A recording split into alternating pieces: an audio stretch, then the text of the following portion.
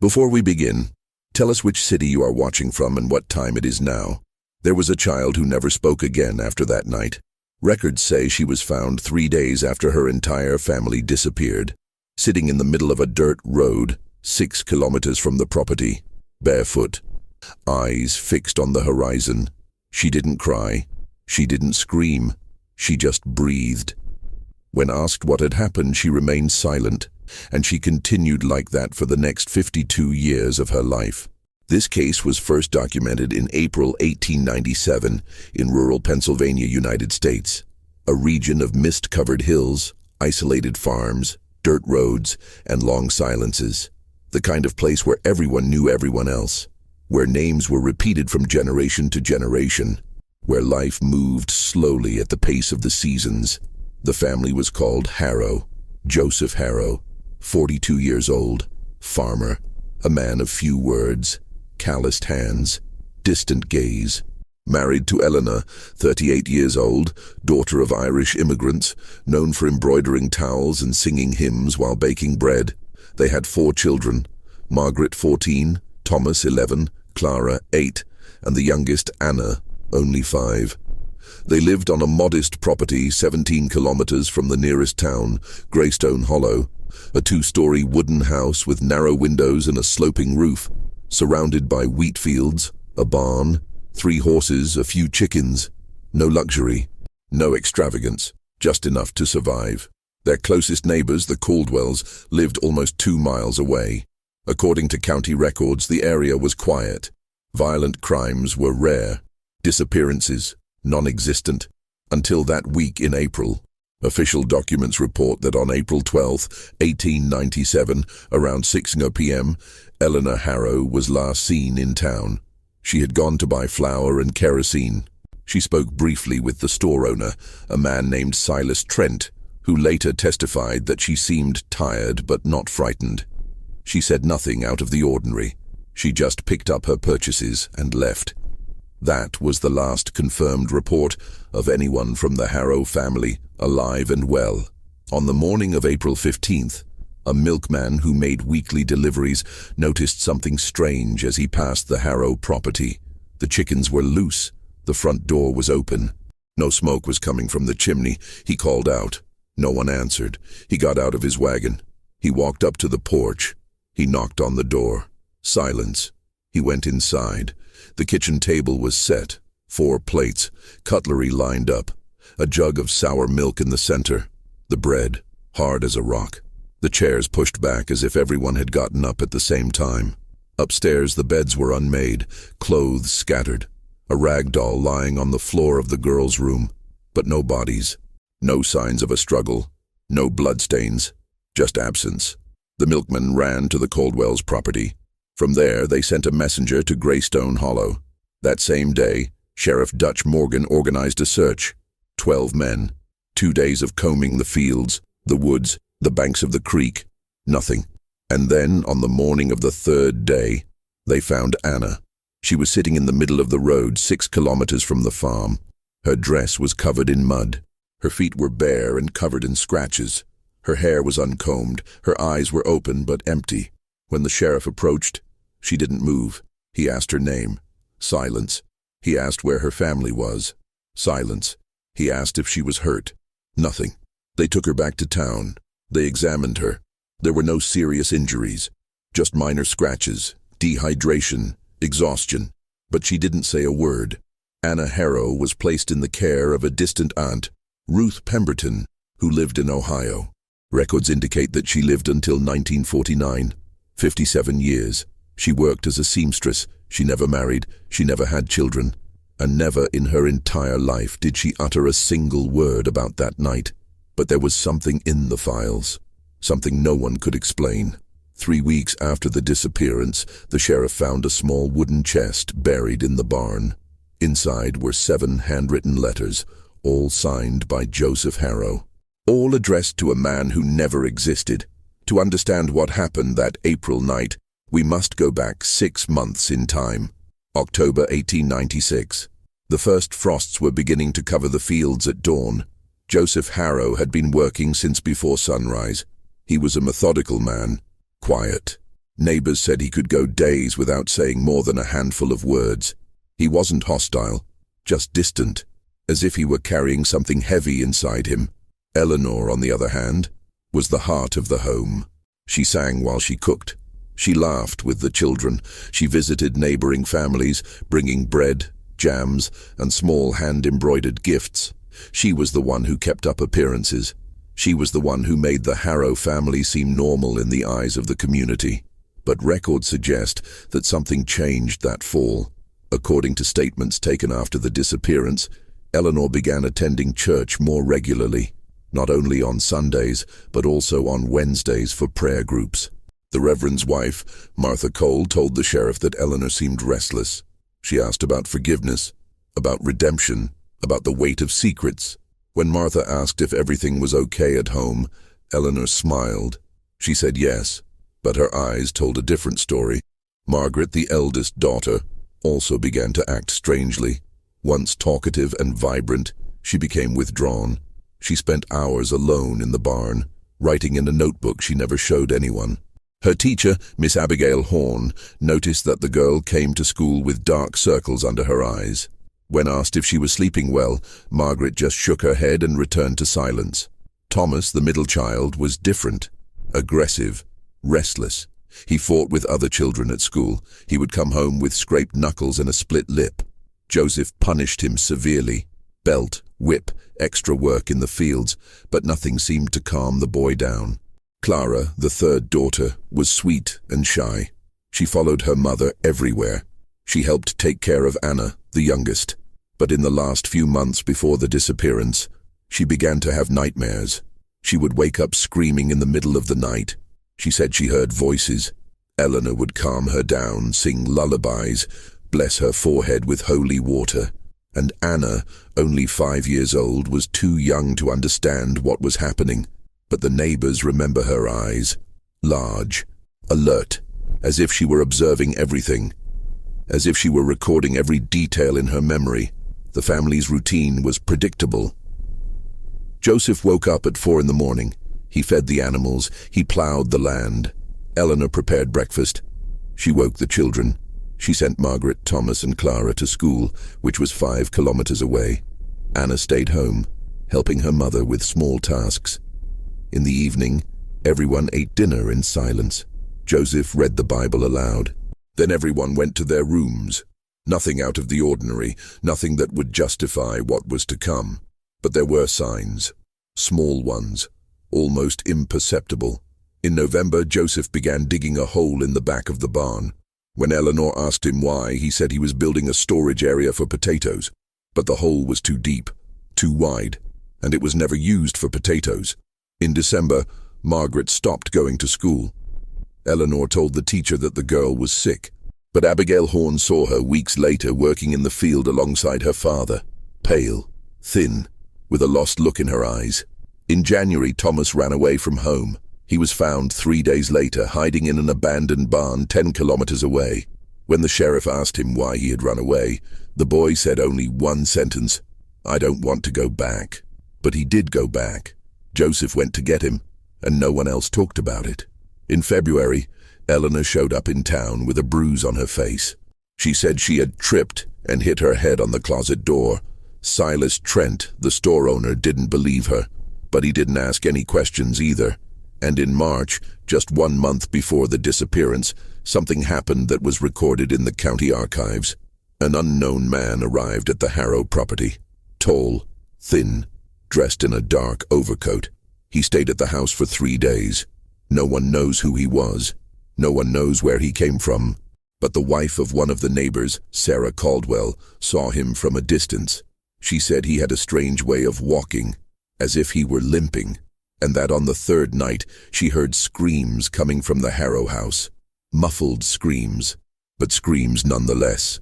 The next day the man left, and was never seen again. When Sarah mentioned the incident to Eleanor weeks later, she pretended not to understand what she was talking about. She said there had been no visitors, that Sarah must have been mistaken.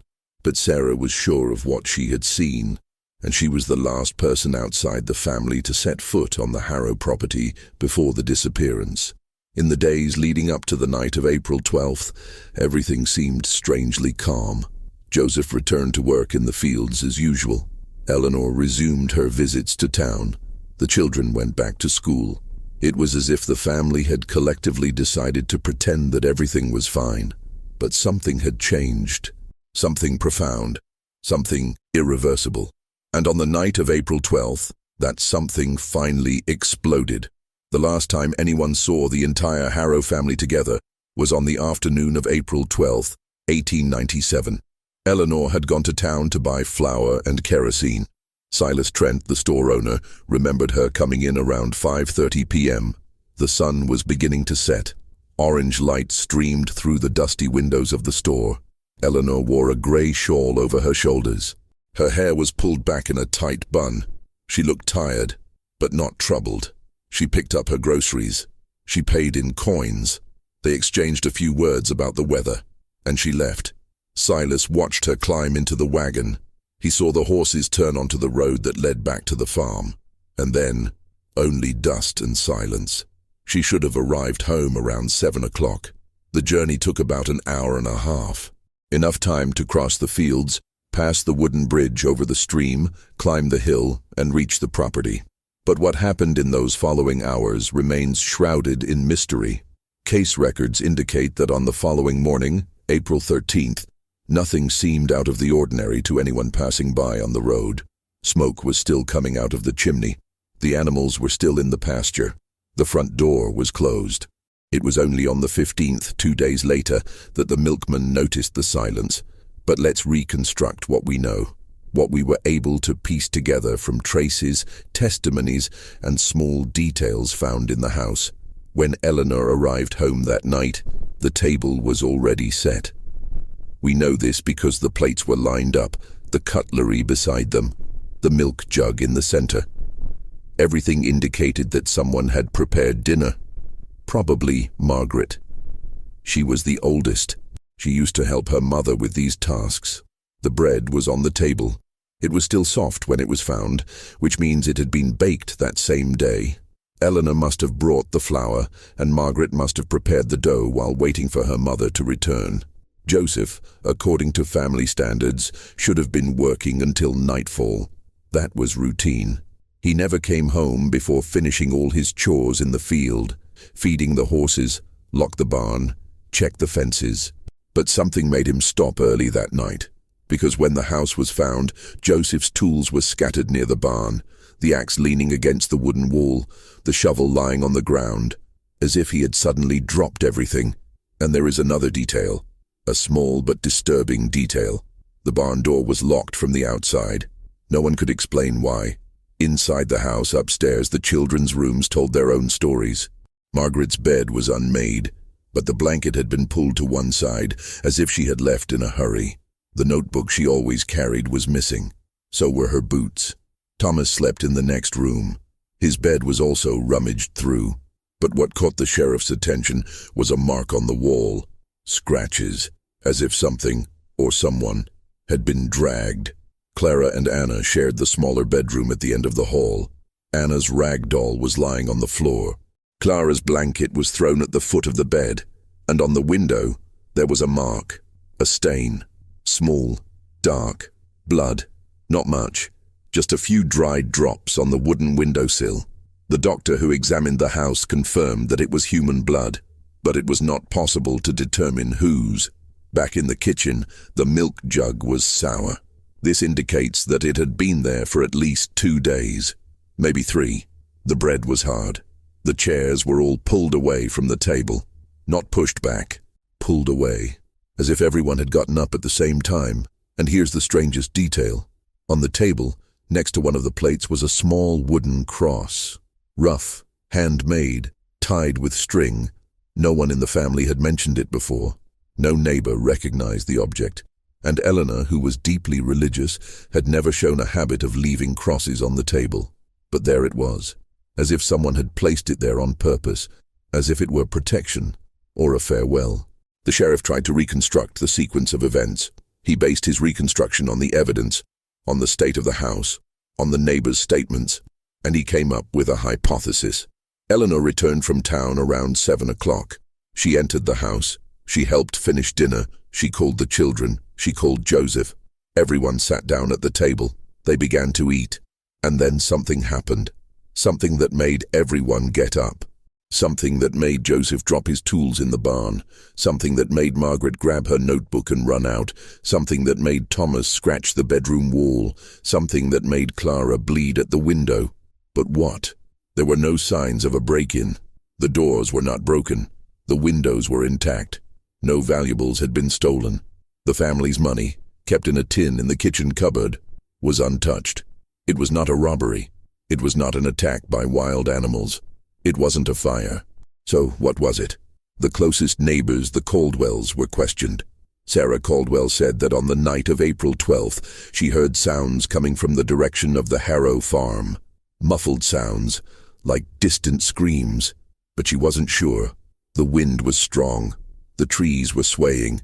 It could have been anything. Her husband, Thomas Caldwell, said he saw a strange light coming from the Harrow property around 10 o'clock that night.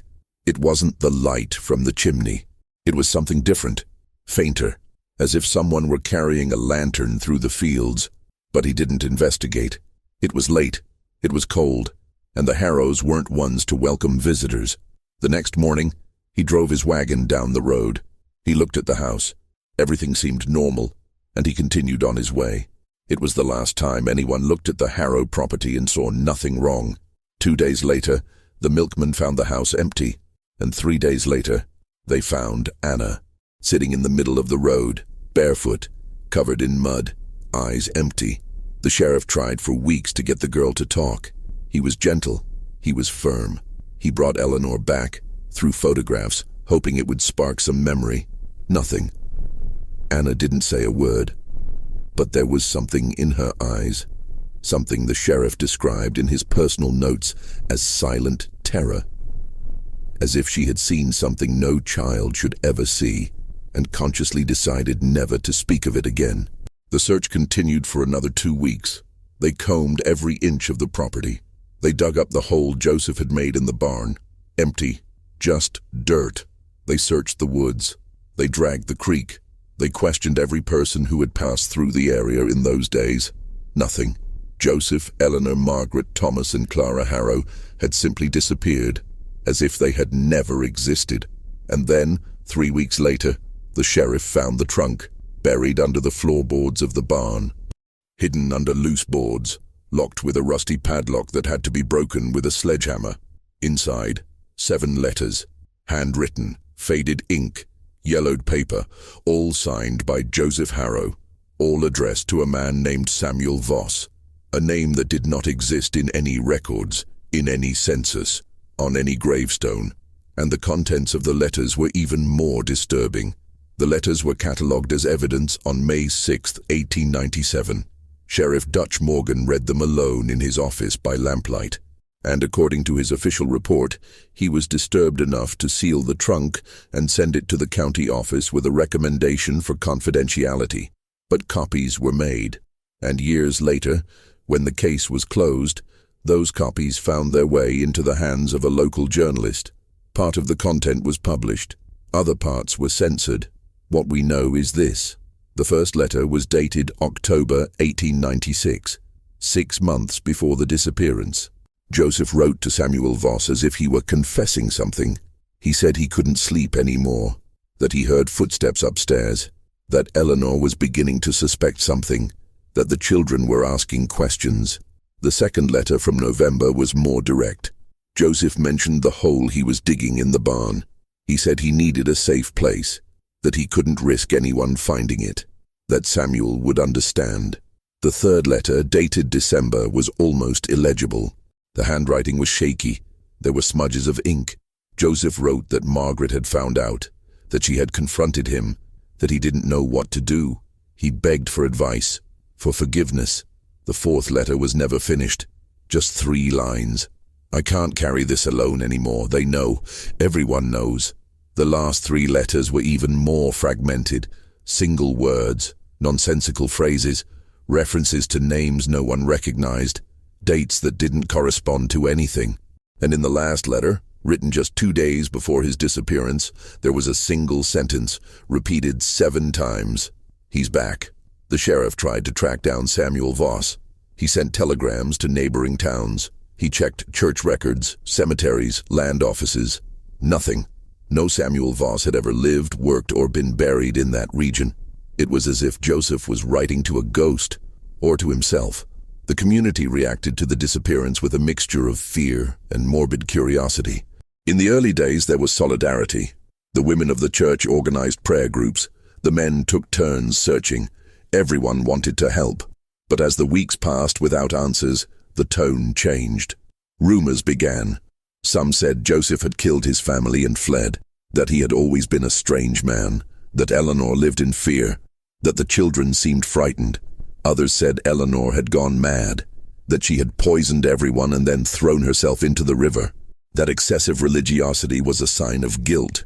There were those who believed that the family had been murdered by thieves, that the bodies were buried somewhere far away, that Anna had luckily escaped. And there were those who whispered darker theories, that Joseph was involved in something illegal, that Samuel Voss was a code name, that the family had been eliminated to protect secrets. But none of these theories explained everything. It didn't explain the set table. It didn't explain the wooden cross. It didn't explain the blood on the window. It didn't explain why Anna was 6 kilometers away, sitting in the middle of the road, as if waiting for someone.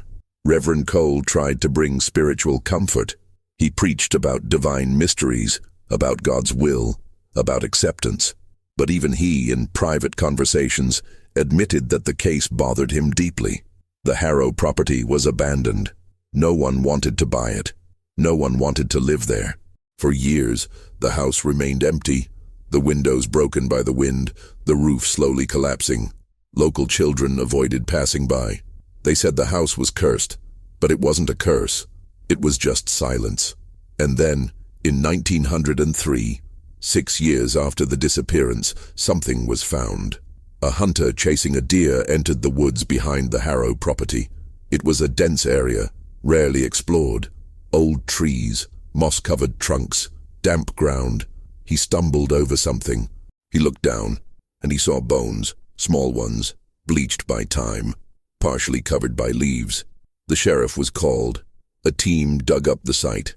They found the remains of 2 bodies, an adult, a teenager, both buried shallowly, without coffins, without markings.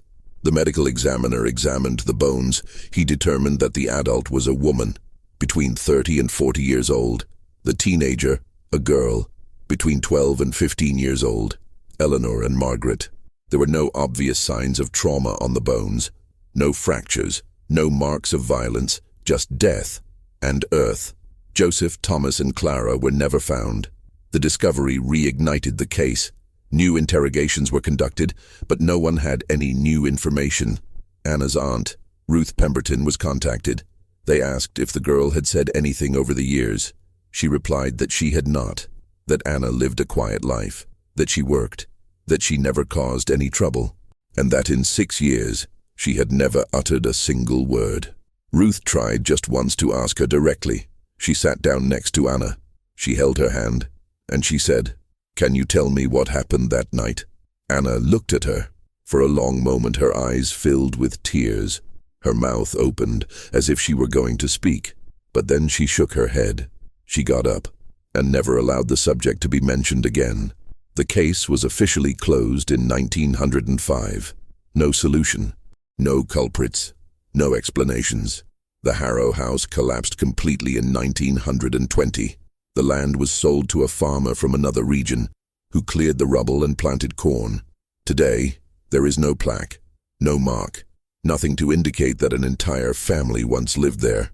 Nothing except the silence of a child who survived, and the truth she carried alone until the end of her days. Anna Harrow died on March 17, 1949, in a small hospital in Cleveland, Ohio. She was 57 years old. She lived alone in a modest apartment on the 2nd floor of a brick building. She worked as a seamstress. She had few friends, no close family. When she died of natural causes, there was no one by her side.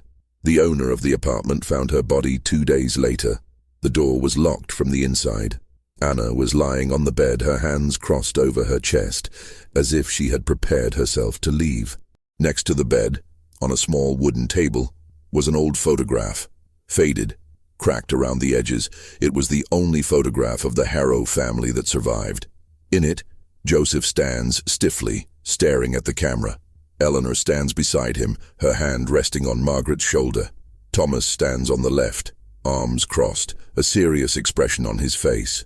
Clara holds Anna's hand, who looks down, too shy to face the lens.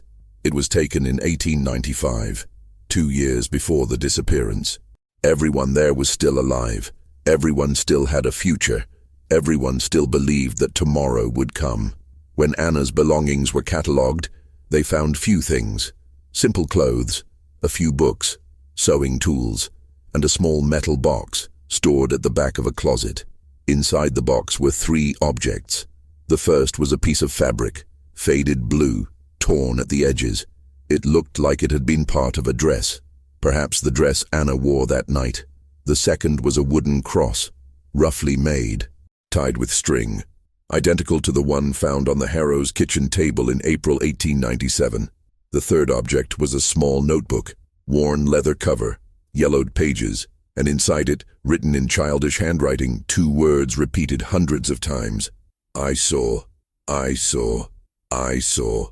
Page after page, year after year, always the same words, like a confession, like a silent scream, like a weight that could never be shared.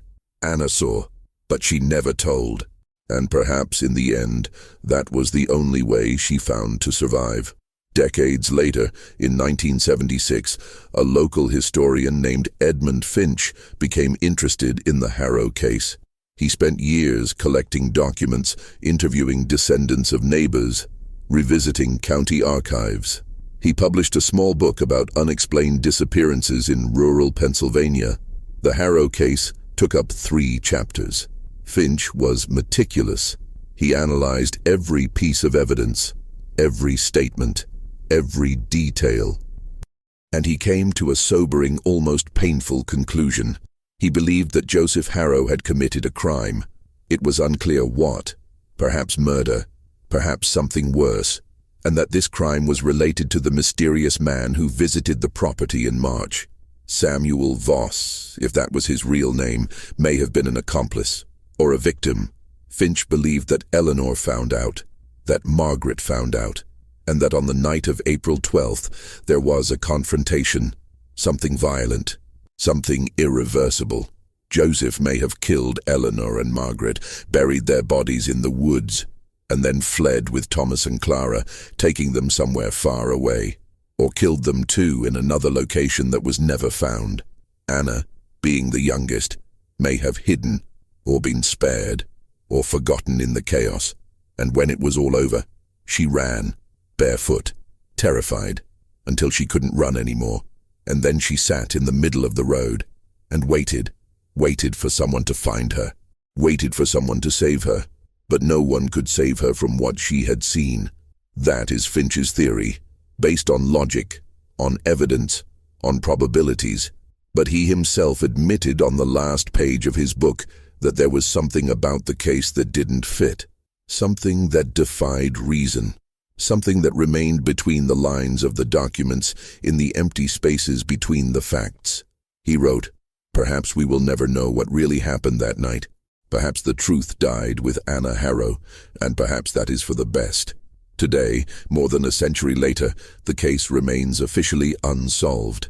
There are no gravestones, no monuments, no commemorative plaques, only dusty records in old archives, only forgotten names in 19th century censuses, only a faded photograph of a family that once existed.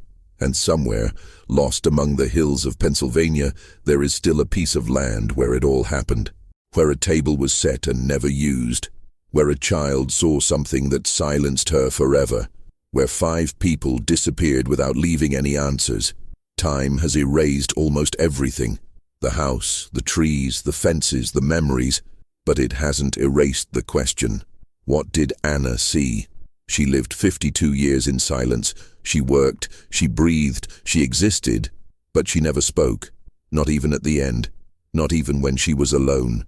Perhaps because some things are too heavy to say. Perhaps because some truths destroy those who carry them. Or perhaps because deep down, Anna knew no one would believe her. And so she kept it to herself. Alone. Forever. Until silence became part of her. Until truth and fear became indistinguishable. Until death was the only way to finally rest. And now, more than a century later, all that remains is the echo of an unanswered question, and the certainty that Anna Harrow took with her the heaviest secret a child could carry. She saw it, and that was enough for her to never want to speak again.